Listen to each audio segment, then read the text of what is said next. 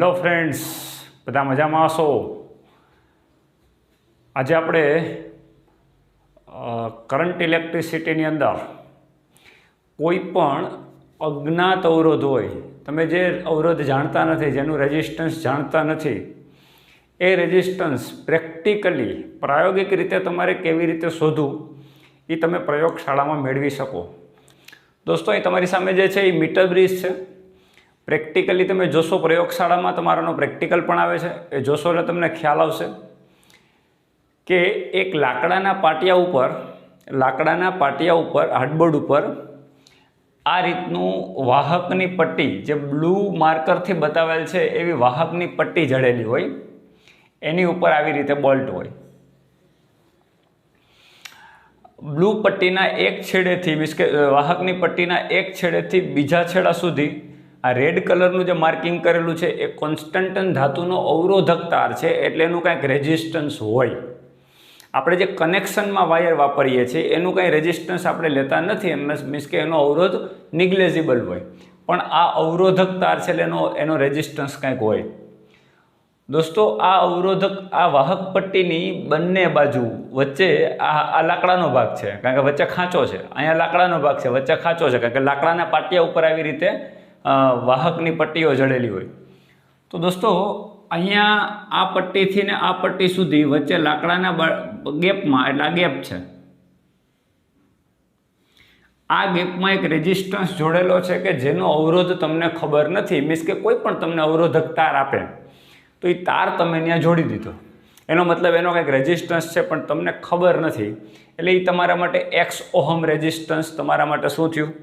Unknown resistance, જે તમે જાણતા નથી.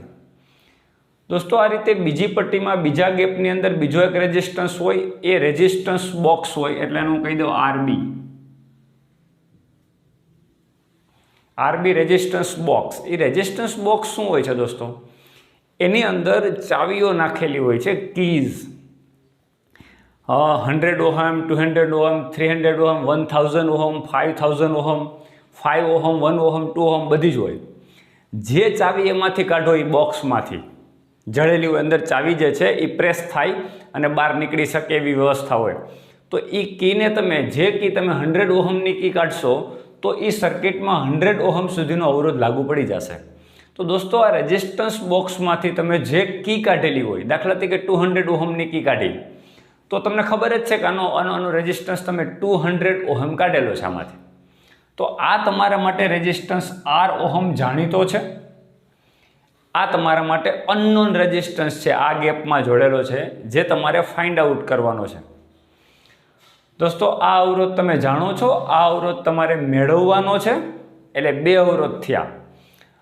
આનું નામ વ્યવસ્થિત રીતે આપણે પ્રોપરલી આપી દઈએ. આને R1 કહી દઉં અને આને R2 કહી દઉં.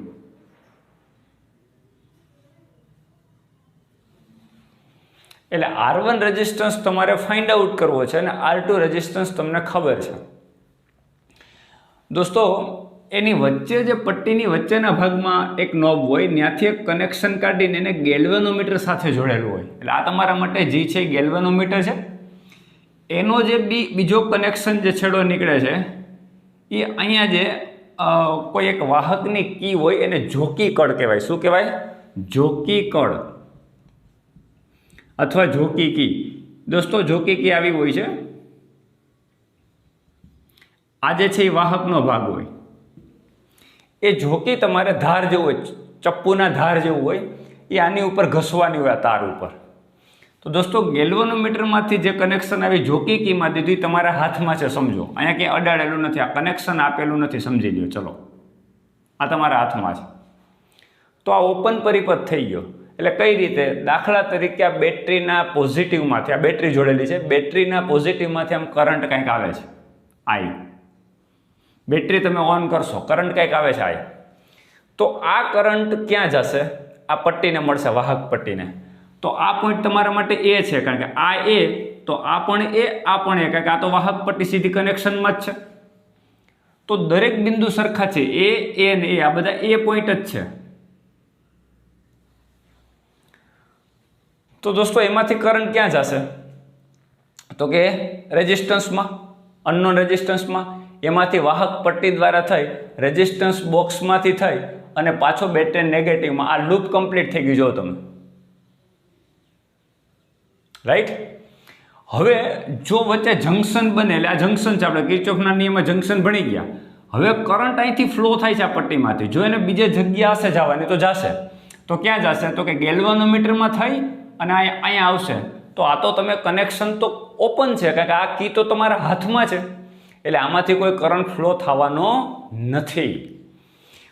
દોસ્તો, જ્યાં સુધી આ તમારા હાથમાં છે ત્યાં સુધી ગેલ્વાનોમીટર કોઈ પણ કોણાવર્તન બતાવશે નહીં. ગેલ્વાનોમીટરમાં વચ્ચે 0 હોય, એનો મતલબ કરંટ ફ્લો 0 થાય છે. આ બાજુ કંઈક મેન્શન કરેલું હોય છે ને અહીંયા આ બાજુ કંઈક વેલ્યુ મેન્શન કરેલી હોય છે. દોસ્તો, અહીંયા ધારો કે 30 સુધી છે અને અહીંયા પણ 30 સુધી છે. તો આની રેન્જ કેટલી હોય? માઇક્રો એમ્પિયરની અંદર રેન્જ હોય ગેલ્વાનોમીટરની. અહીંયા તમારે લખેલું હોય કે એક ડિવિઝનમાં કેટલા માઇક્રો એમ્પિયર, એક ડિવિઝન ખસે તો કેટલા માઇક્રો એમ્પિયર, અહીં રેન્જ લખેલી હોય. પર ડિવિઝન આટલા માઇક્રો એમ્પિયર.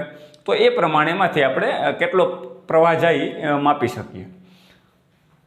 જો હવે આને આપણે અહીંયા ટચ કરાવીએ તો શું થશે? દોસ્તો, એને ટચ કરાવો એટલે અહીંથી કરંટ ફ્લો થતો હશે, એ આમાં તો જશે જ. એ ઉપરાંત ગેલ્વેનોમીટરમાં થઈને પણ જવાનો છે. શું કામ? કારણ કે અહીંયા આપણે કનેક્શન આપી દીધું. તો હવે કેમાં જશે? આ તારમાંથી પણ કંઈક કરંટ ફ્લો થવાનો છે, કારણ કે ત્યાં આપણે લૂપ પૂરી કરી દીધી. તો દોસ્તો, હવે હજી એક અવરોધ અહીંયા આવી ગયો. આ અવરોધ જ છે, અવરોધક તાર છે. મેં હમણાં તમને કીધું. ધારો કે આનો અવરોધ R3 અને જ્યાં જોકીકળ અડાડેલી છે આ બાજુનો રેઝિસ્ટન્સ જે છે R4. તો તમારી પાસે કેટલા રેઝિસ્ટન્સ થયા? એક અનનોન રેઝિસ્ટન્સ, એક તમે જાણો છો એવો રેઝિસ્ટન્સ, એક જ્યાં તમે જોકીકળ અડાડેલી છે ત્યાંથી L1 લંબાઈના કોન્સ્ટન્ટન ધાતુનો અવરોધ R3 અને એના પછીની જે લંબાઈ આવે આ 100 સેન્ટીમીટર છે દોસ્તો. એટલે જો આ 40 સેન્ટીમીટરની લંબાઈ હોય તો 40 સેન્ટીમીટરની લંબાઈવાળા કોન્સ્ટન્ટન ધાતુનો અવરોધ અને બાકીનું બચેલું 60 સેન્ટીમીટરના કોન્સ્ટન્ટન ધાતુનો અવરોધ R4 થઈ ગયો. આ પ્રકારના 4 અવરોધ થયા. તો દોસ્તો, આમાં કયો અવરોધ તમે જાણો છો? આ જાણો છો. આ જાણતા નથી, તમારે મેળવવાનો છે. તો આનો અવરોધ પણ તમને ખબર નથી, તો એ તો પ્રેક્ટિકલથી મેળવવાનો હોય. દોસ્તો, કેવી રીતે? તમે જેવું આની અંદર જોકીકળ અડાડશો, ટચ કરાવશો એટલે આમાં કાંઈક કરંટ બતાવશે. દાખલા તરીકે આ પૂર્ણ સ્કેલ આવર્તન બતાવે છે. ધારો કે આ 30 પૂર્ણ થઈ ગયું છે. ધારો કે આ 30 સુધી પૂરું થઈ ગયું ના થયું હોય અને 10 સુધી જ છે ધારો કે, તો આને પૂર્ણ સ્કેલ કરવા માટે તમારે શું કરવું પડે? આમાંથી રેઝિસ્ટન્સની વેલ્યુ બદલાવવાની. ચાવી જે છે 100 ઓહમની કાઢી તો 10 ઓહમની, 20 ઓહમની, 40 ઓહમની, આ રીતે કાઢી અને સેટ કરીને અને પૂર્ણ સ્કેલ આવર્તન કરી દેવાનું. દોસ્તો, પૂર્ણ સ્કેલ આવર્તન કરશો એટલે અહીંથી કરંટ ફૂલ ફ્લો થાય છે. કેમાંથી? ગેલ્વાનોમીટરમાંથી સંપૂર્ણ એનું આવર્તન થઈ જાય છે. હવે ધીમે ધીમે તમારે આની ઉપર જોકીકળ ઘસવાની, ઘસતું જવાનું. તો આ તમારો ફ્લો જે છે એ ધીમે ધીમે જે જગ્યા ઉપર 0 આવે ને ત્યાં અટકી જવાનું. દોસ્તો, આનો મતલબ શું થયો? કે તમને એક એવું બિંદુ મળ્યું કોન્સ્ટન્ટન ધાતુ ઉપરનું કે જેથી કરીને ગેલ્વાનોમીટરમાંથી પસાર થતો કરંટ શૂન્ય થઈ ગયો. તો દોસ્તો, ગેલ્વાનોમીટરમાંથી કરંટ શૂન્ય થઈ જાય એવી વિસ્ટન બ્રિજની સ્થિતિને સંતુલન સ્થિતિ કહેવાય. Balance Wheatstone bridge. દોસ્તો, એટલે સૌથી પહેલાં વિસ્ટન બ્રિજને બેલેન્સ્ડ કરવાનો છે. એ બેલેન્સ્ડ કરવા માટે તમે શું કરશો? આની ઉપર જોકીકળને ઘુમાવશો, ફેરવશો, ઘસવાની છે. જ્યાં આગળ ગેલ્વાનોમીટરનું કોણાવર્તન શૂન્ય થઈ જાય ત્યાં અટકી જવાનું છે. આવો પ્રેક્ટિકલ કરવાનો હોય છે. મોટા ભાગે આ 40 થી 60 કે 70ની વચ્ચે, 40 થી 30 થી 60ની વચ્ચે રહીએ એ રીતનું તટસ્થ બિંદુ મળતું હોય છે, અથવા તો એ રીતે ગોઠવવું પડે. દોસ્તો, ધારો કે 40 સેન્ટીમીટર જેટલી લંબાઈવાળો તાર, પછી એ વસ્તુ છે શું કામે આટલી લેવી? દાખલા તરીકે 10 સેન્ટીમીટરની લંબાઈ લ્યો તો આ બાજુનું 90 સેન્ટીમીટર થાય, તો તમે બીજા રીડિંગો લઈ ના શકો, એના માટે પ્રોબ્લેમ થાય. એ પ્રેક્ટિકલ તમે કરશો ત્યારે તમને વધુ સમજાશે. દોસ્તો, અહીંયા ધારો કે આપણે 40 સેન્ટીમીટર આવ્યું, તો L2 કેટલું હશે? 60 સેન્ટીમીટર એ ફિક્સ હોય, કારણ કે આને મીટર બ્રિજ કહેવાય છે. એટલે 1 મીટરનો તાર આની ઉપર જડેલો હોય. 100 સેન્ટીમીટરનો તાર હોય દોસ્તો, 100 સેન્ટીમીટરનો તાર હોય એટલે આ બાજુ 40 સેન્ટીમીટર હોય તો આ બાજુ 60 છે. આપણને લેન્થ ખબર પડી ગઈ કે આ બાજુની લંબાઈ 40 અને આ બાજુની લંબાઈ 60. એટલે આ તમારા માટે L1 ને આ તમારા માટે L2. આનો રેઝિસ્ટન્સ R3 ને આનો રેઝિસ્ટન્સ R4. હવે આને જ્યારે ગેલ્વેનોમીટર શૂન્ય આવર્તન બતાવે એટલે કે સંતુલિત અવસ્થામાં વિસ્ટન બ્રિજ આવે, મીટર બ્રિજ સંતુલિત અવસ્થામાં આવે દોસ્તો, એ સમયે ગેલ્વેનોમીટરમાંથી કોઈ પણ પ્રકારનો પ્રવાહ ફ્લો થતો હોતો નથી. આ વસ્તુ મગજમાં રાખજો. હવે આને અનુરૂપ આપણે અહીંયા સર્કિટ બનાવીએ. જે સર્કિટનું ફોર્મ છે દોસ્તો એને વિસ્ટન બ્રિજ કહેવાય. શું કહેવાય? વિસ્ટન બ્રિજ. સાયન્ટિસ્ટના નામ ઉપરથી વિસ્ટન બ્રિજ. તો દોસ્તો મીટર બ્રિજ ઉપરથી આપણે વિસ્ટન બ્રિજ ક્રિએટ કરીએ, જનરેટ કરીએ. જોજો, સમજજો દોસ્તો. આ પોઈન્ટ તમારા માટે એ છે એટલે હું અહીં એ પોઈન્ટ બતાવું. સ્ટાર્ટ એથી કરીએ. એટલે આ તમારા માટે પોઈન્ટ એ પોઈન્ટ આગળ જાઓ તમે. જો એ પોઈન્ટને આમ આગળ જાય એટલે એક રેઝિસ્ટન્સ આવે. કયો આવે? R1. એટલે દોસ્તો હું એક રેઝિસ્ટન્સ મૂકું R1. સમજતા જોજો કેવી રીતે આખી સર્કિટ જનરેટ થશે. દોસ્તો આ પોઈન્ટનું નામ હું C કહી દઉં. તો R1 નો બીજો છેડો છે એ C પોઈન્ટ જ કહેવાય, કારણ કે IAC જ કહેવાય, કારણ કે આ તો આખી વાહક પટ્ટી છે. તો એ પોઈન્ટને હું કહી દઉં C. એટલે આ પોઈન્ટ મારા માટે C પોઈન્ટમાંથી શું નીકળ્યું? તો કે C પોઈન્ટમાંથી એક બીજો રેઝિસ્ટન્સ પણ નીકળ્યો, RB રેઝિસ્ટન્સ બોક્સ. એટલે બીજો રેઝિસ્ટન્સ હું કાઢું, એને આપણે કેટલો કીધો? R2. રાઈટ. હવે તમારો RB નો બીજો પોઈન્ટ છે એ વાહક પટ્ટીમાં જાય, એ પોઈન્ટ છે તમારો B છે. તો એનો મતલબ R2 નો બીજો પોઈન્ટ એટલે અમારા માટે B પોઈન્ટ થશે. દોસ્તો B પોઈન્ટ એ R4 રેઝિસ્ટન્સ એટલે કોનો અવરોધ? કોન્સ્ટન્ટન ધાતુનો જે તાર છે એનો અડધા ભાગનો, એક્ઝેક્ટ અડધો નહીં પણ L2 લંબાઈનો અવરોધ. એ પણ કયો છે? R4. એટલે B માંથી હજી એક રેઝિસ્ટન્સ નીકળશે R4. એટલે B માંથી એક રેઝિસ્ટન્સ નીકળે એને હું કહી દઉં R4. દોસ્તો આ થઈ ગયો તમારા માટે R4.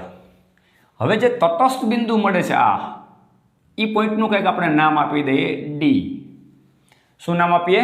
D. તો R4 નો બીજો છેડો D માં જાય એટલે આ તમારા માટે D. આ D પોઈન્ટ થઈ ગયો. D માંથી હજી એક રેઝિસ્ટન્સ નીકળે છે. કયો નીકળે? R3, જે બીજી લંબાઈનો અવરોધ છે અને એ સાથે કનેક્ટ થાય એટલે એ સાથે કનેક્ટ થઈ જવો અને D. આની વચ્ચે પણ એક રેઝિસ્ટન્સ છે. તો દોસ્તો આ તમારા માટે શું થઈ ગયું? R3. તમે જોઈ લો R1, R2, R3 ને R4. R1, R2, R3 ને R4. આ બંને રેઝિસ્ટન્સ કોના છે? કોન્સ્ટન્ટન ધાતુની L1 ને L2 લંબાઈના તારના અવરોધ છે. આ તમે અનનોન અવરોધ તમારે જે ફાઇન્ડ આઉટ કરવાનો છે ને આ તમારે રેઝિસ્ટન્સ બોક્સનો અવરોધ છે. આ હવે એક બાકી રહી ગયું C પોઈન્ટ અને D પોઈન્ટની વચ્ચે ગેલ્વેનોમીટર છે. એટલે આપણા માટે આ C ના D, આની વચ્ચે ગેલ્વેનોમીટર જોડી દઈએ આપણે. અને એનો રેઝિસ્ટન્સ આપણે કહી દઈએ R5. દોસ્તો ગેલ્વેનોમીટરની અંદર એક કોઇલ હોય છે અને એનો પણ કંઈક અવરોધ હોય છે એટલે એ રેઝિસ્ટન્સ આપણે કહી દઈએ R5. આ તમારા માટે ગેલ્વેનોમીટર છે. હવે બેટરી કોની વચ્ચે જોડી? A અને B વચ્ચે. આ B પોઈન્ટ છે એની વચ્ચે નેગેટિવ ને એની વચ્ચે પોઝિટિવ. તો એની વચ્ચે અને B વચ્ચે આની વચ્ચે હું બેટરી જોડ દઉં. આ થઈ ગયો તમારો વિસ્ટન બ્રિજ તૈયાર. દોસ્તો આ સર્કિટ 4 અવરોધથી બનતી અને ગેલ્વેનોમીટરથી બનતી આ સર્કિટને વિસ્ટન બ્રિજ કહેવાય. શું કહેવાય? વિસ્ટન બ્રિજ. દોસ્તો મીટર બ્રિજ ઉપર થઈ આપણે વિસ્ટન બ્રિજ તૈયાર કર્યો. હવે આની અંદર આપણે કિર્ચોફનો નિયમ લગાવી અને એક મહત્વનું ઇક્વેશન તારવવાનું છે. એ ઇક્વેશન તમારા માટે ઉપયોગી છે, એનો જ ઉપયોગ બધે કરવાનો છે. પણ આટલી વસ્તુ તમને સમજાય તો તમારો કોન્સેપ્ટ પરફેક્ટ ક્લિયર થાય. દોસ્તો હવે આપણે આ સર્કિટ, આપણી વિસ્ટન બ્રિજની જે સર્કિટ છે એ કેવી રીતે સોલ્વ કરવી? બહુ સિમ્પલ છે. A2C2D2A એક લૂપનો એક ભાગ થયો અને લૂપનો બીજો ભાગ થયો CDBC. તો બંને લૂપને આ ટોટલ જે સર્કિટ છે એના બે ભાગ છે એને આપણે કિર્ચોફના નિયમમાં સમજવાનો પ્રયત્ન કરીએ કે કિર્ચોફનો નિયમ કેવી રીતે લગાડી શકાય. દોસ્તો ACDA એક લૂપ થઈ તમારી ACDA. આ લૂપમાં કિર્ચોફનો નિયમ લગાવીએ તો કરંટ અહીંથી I ફ્લો થતો હોય તો ધારો કે અહીંયા કરંટ I1 આવે અને અહીંયા કરંટ I2 આવે. તો વિસ્ટન બ્રિજ, હમણાં મેં તમને એ કીધું હતું કે વિસ્ટન બ્રિજ જ્યારે સંતુલિત અવસ્થામાં હોય ત્યારે ગેલ્વેનોમીટરમાંથી તો કરંટ જવાનો નથી. તો અહીંયા કરંટ I = 0 હોય દોસ્તો, તો I1 કરંટ C પોઈન્ટ પાસે જઈ અને સીધો બાજુના રેઝિસ્ટન્સમાંથી ફ્લો થઈ જશે, જે આપણે જાણીતો અવરોધ છે રેઝિસ્ટન્સ બોક્સનો તે. તો એમાં કરંટ ફ્લો થઈ જશે. તો આમાં તો કરંટ જવાનો સવાલ જ નથી, કારણ કે વિસ્ટન બ્રિજ સંતુલિત અવસ્થામાં આવી ગયો દોસ્તો. એટલે I1 કરંટ સીધો R2 અવરોધમાંથી પસાર થઈ જશે, અહીંથી કોઈ પણ કરંટ ફ્લો થશે નહીં. હવે અહીંયા એક જંક્શન D આવે તો I2 કરંટ અહીંથી આવશે તો ગેલ્વેનોમીટરમાં તો જતો નથી, તો I2 કરંટ કેમાં વયો જશે? સીધો IR4 ની અંદર જતો રહેશે અને I1 ને I2 બંને B આગળ ભેગા થઈ અને બેટરીના નેગેટિવમાં જશે. આ રીતનો કરંટ અહીંયા I પાછો બહાર નીકળી જશે. તો I કેટલો હશે દોસ્તો? I1 + I2 જેટલો. તો હવે કિર્ચોફનો નિયમ આપણે ACDA લૂપમાં લગાવીએ તો એથી સ્ટાર્ટ કરીએ અને એ પૂરું કરી દઈએ તો શું થશે? એનું સ્થિતિમાન ધારો કે VA હોય તો VA કરંટની દિશામાં નેગેટિવ સાઇન લેવાની, I1 R1 નો ગુણાકાર કરતો જવાનો, I અને R નો, એટલે I1 R1. આ પોટેન્શિયલ ડિફરન્સ થઈ ગયો A અને C વચ્ચે. C થી તમે D જાઓ તો કરંટ તો જતો નથી એટલે પ્રશ્ન જ નથી કાંઈ. D થી A જાઓ તો કરંટ સામે આવે એટલે પ્લસ I2 R3 = VA. પાછા ત્યાં આવો તો સ્થિતિમાન એટલું ને એટલું આપણે કિર્ચોફના નિયમમાં દોસ્તો ભણી ગયા. તો VA કેન્સલ થઈ જાય એટલે 0 થઈ જશે, એટલે -I1 R1 + I2 R3 = 0. તેથી I1 R1 = આ સામે જશે એટલે પ્લસ થશે એટલે I2 R3.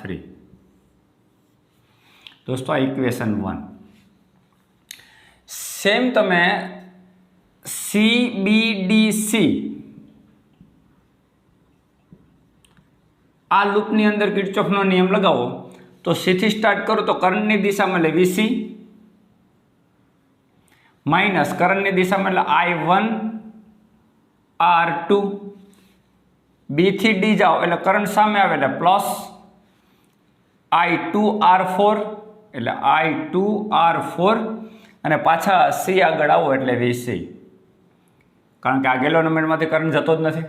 VC કેન્સલ એટલે 0 થઈ જશે, આ સામે જશે એટલે પ્લસ. એટલે આના જેવું જ કંઈક સમીકરણ મળશે. I1 R2 = I2 R4. આ ઇક્વેશન નંબર 2. VC કેન્સલ, આ સામે જશે એટલે plus I1 R2 = I2 R4. તો દોસ્તો આ તમારું ઇક્વેશન બીજું થયું. આ બંનેનો ગુણોત્તર લ્યો તો I1 કેન્સલ થઈ જાય એટલે R1/R2 = R3/R4. અહીંથી I1 કેન્સલ થઈ જશે, અહીંથી I2 કેન્સલ થઈ જાય એટલે R3/R4. આનો મતલબ થયો કે વિસ્ટન બ્રિજ જ્યારે સંતુલિત અવસ્થામાં હોય દોસ્તો ત્યારે હંમેશા R1/R2 અને R3/R4 નું પાલન થાય. અથવા તો આમ લખી શકાય, R3 નીચે જવા દો તો R1/R3 = R2 ઉપર જશે R2/R4. એટલે this upon this = this upon this. બાજુના રેઝિસ્ટન્સ જે મળે છે એનો ગુણોત્તર હંમેશા કોન્સ્ટન્ટ હોય એટલે R1/R2 = R3/R4 લખી શકો, અથવા તો R1/R3 = R2/R4 લખી શકાય. પણ દોસ્તો ક્યારેય R1/R4 = R2/R3 લખી શકાય નહીં, કારણ કે એનો ગુણાકાર થાય. R1 R4નો ગુણાકાર થાય અને R2 અને R3નો પણ ગુણાકાર થાય. એટલે ધ્યાન રાખો, વિસ્ટન બ્રિજની સર્કિટમાં બાજુના રેઝિસ્ટન્સ જે તમારે દેખાય છે એનો ગુણોત્તર હંમેશા કોન્સ્ટન્ટ રહેતો હોય. સંતુલિત અવસ્થામાં ધ્યાન રાખજો, ગેલ્વેનોમીટરમાંથી જ્યારે કરંટ 0 પાસ થતો હોય ત્યારે આ શરતનું પાલન થતું હોય. એટલે કહેવાનો મતલબ સિમ્પલ કે આવો વિસ્ટન બ્રિજ હોય, ધારો કે અહીંયા હું તમને બતાવું, આવો વિસ્ટન બ્રિજ હોય,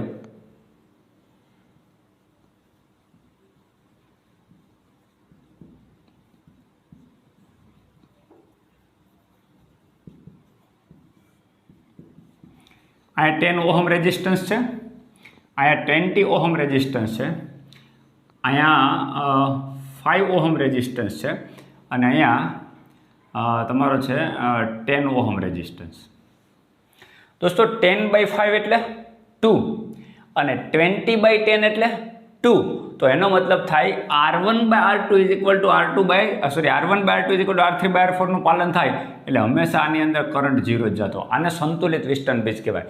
જો તમે 30 ઓહમનો રેઝિસ્ટન્સ અહીં રાખી દો તો એનો મતલબ 30/10 ઇઝ ઇક્વલ ટુ 3 અને 10/5 ઇઝ ઇક્વલ ટુ 2.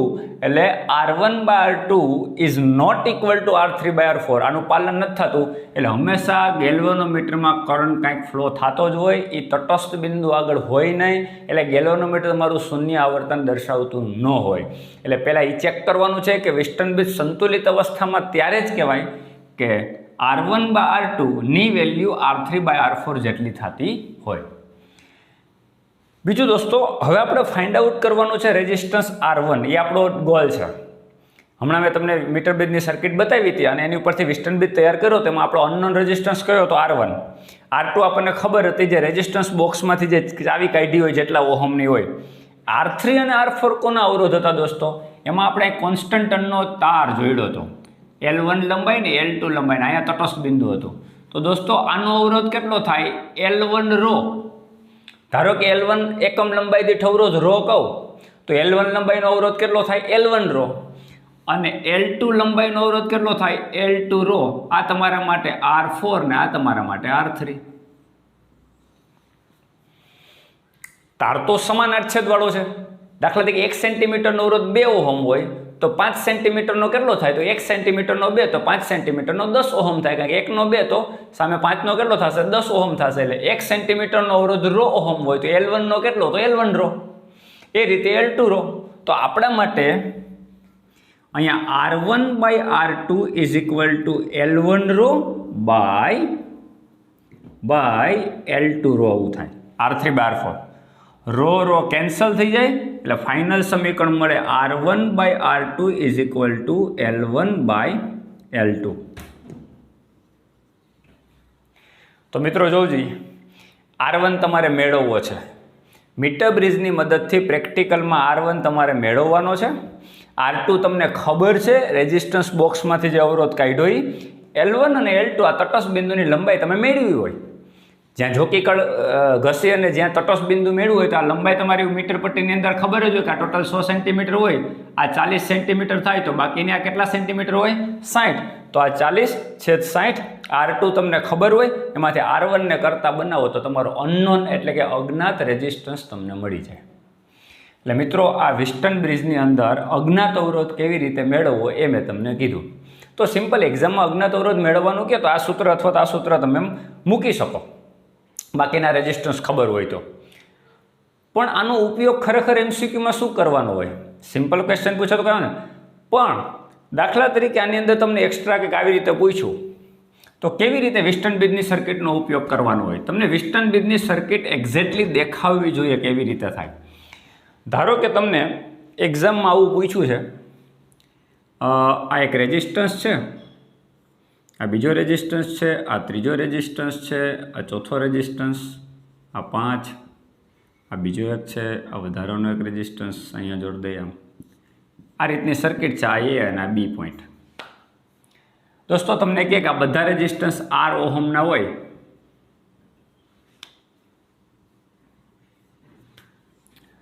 બધા જ રેઝિસ્ટન્સ R ઓહમના છે, તો A અને B બિંદુ વચ્ચે સમતુલ્ય અવરોધ શોધો. મિત્રો તમે જો, પહેલાં નીચેનો ભાગ કાઢી નાખો. અહીંથી કોઈ કરંટ આવે અને આની અંદર જે જતો હોય તો આ બ્રાન્ચમાંથી ને આ બ્રાન્ચમાંથી કરંટ જાય તો હમણાં વેસ્ટર્ન બ્રિજ આપણે બનાવ્યો આવો જતો કંઈક.